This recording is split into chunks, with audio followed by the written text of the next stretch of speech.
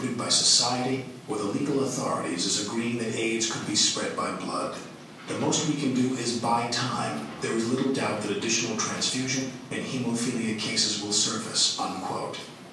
It was signed by the chairman of the American Association of Blood Banks. Fíjense, eso está bien interesante. Aquí ya aparecen dos posturas.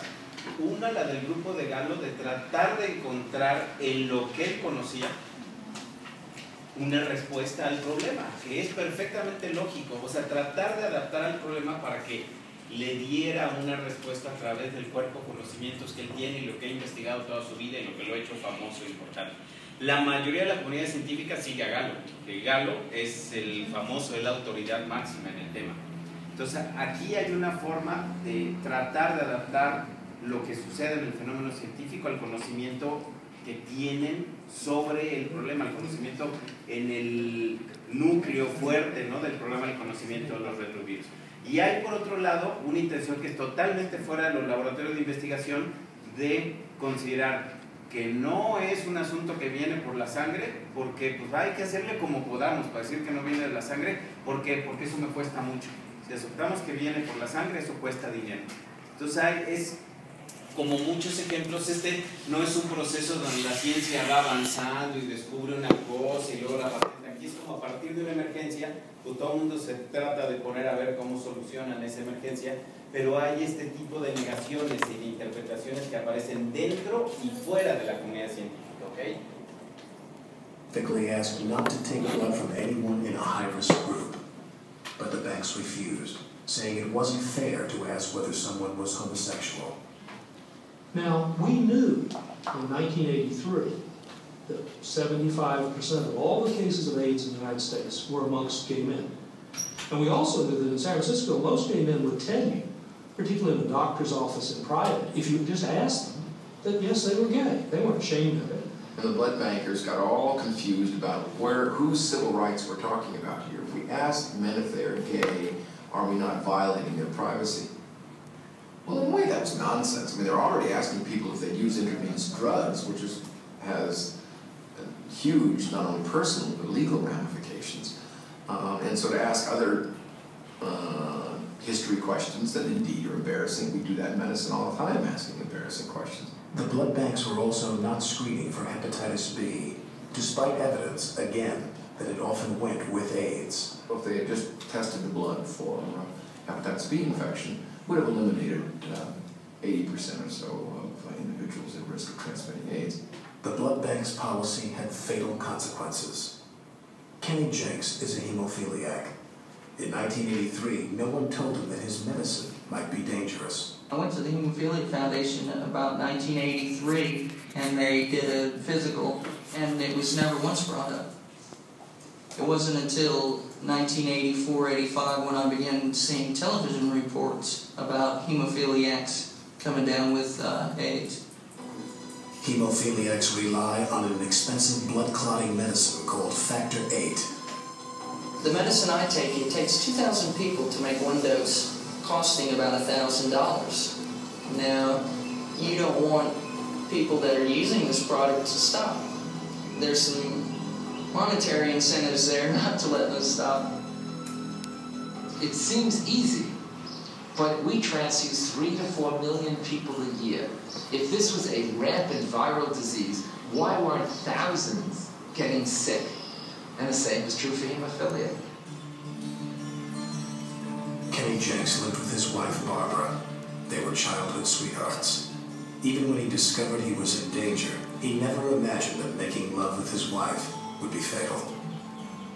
There was no mention of my wife contracting any disease for me. Sure, I could get it, but nobody sat down and said this disease could be transmitted to your wife through sex. The Hemophiliac's Journal carried the advice to lead, quote, as normal a life as possible. So there's no discussions about safe sex, no discussions about condoms or abstinence with the hemophiliacs. And as a result, now you have whole families dying and leaving orphan children. Kenny Jenks' wife was one of the unnecessary victims.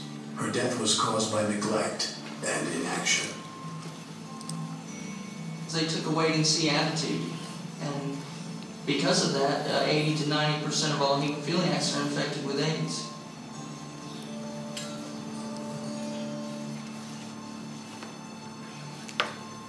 The only sure way to avoid such tragedy was to develop a blood screening test. By the autumn of 1983, the race was on between Washington and Paris. The first step was finding a way to grow the virus. By now, the French and the Americans felt sure they'd located the right culprit, but its sinister habit of killing all the cells that came near it baffled everyone. We didn't have good characterization of the virus. Neither did they in France. We didn't have any molecular biology. Neither did they in France by that time. Because we couldn't really extensively produce the virus. One person in the lab had a task of trying to produce it in a cell line. That person was scientist Dr. Mika Popovic. It was a tense and frustrating autumn for Dr. Popovic and the French scientists. Mass-producing the virus was a crucial step toward a viable blood test, and whoever developed the test first stood to earn a huge amount of money. Dr. Gallo's lab was running tests not only on their own isolates, but also on a couple of samples sent from Paris. They were labeled LAV, the name the French had given their virus. At last, Popovic managed to keep some cells alive, using, as it happened, one of the French isolates. It was an exciting and vital breakthrough, yet Dr. Gallo's reaction was not what he expected. He told that we should concentrate ourselves on our own isolate and not to continue to work with LAV. So, in a departure from normal lab practice, Popovic combined several of the samples Gallo approved.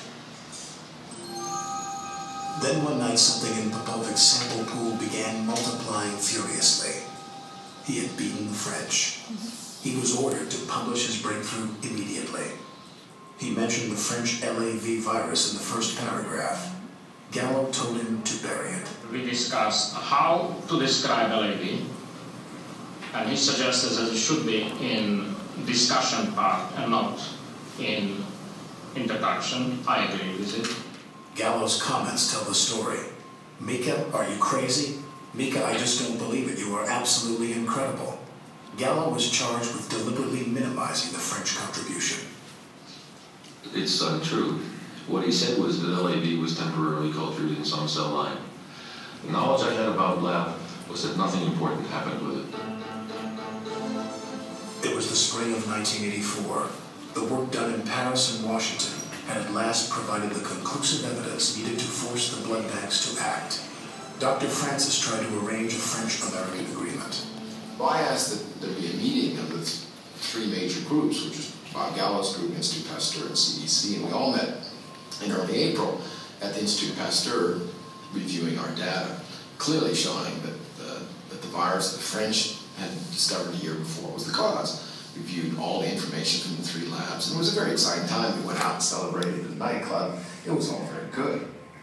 But the story leaked, and suddenly the French-American agreement was off. Literally, the next thing that happened was an announcement that came through official government channels that the Secretary of Health and Human Services of the United States was going to call a press conference and announce that Bob Gallo discovered the cause of AIDS.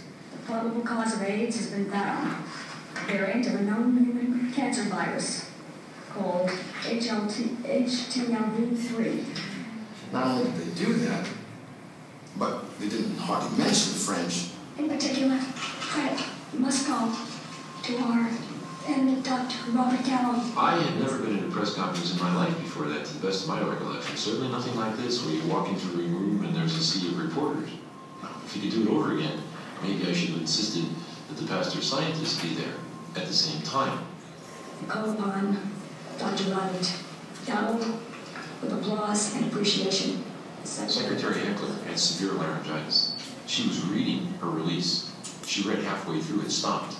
The release was available for the whole audience. The release clearly gave full credit to the Pasteur scientists. I called Gallo before the press conference, asking to mention what we had done. And he called me after the conference saying, no, everything is over, now I said what you asked for. But actually, that's not exactly that. There has never been any fights or controversies between between us and a group in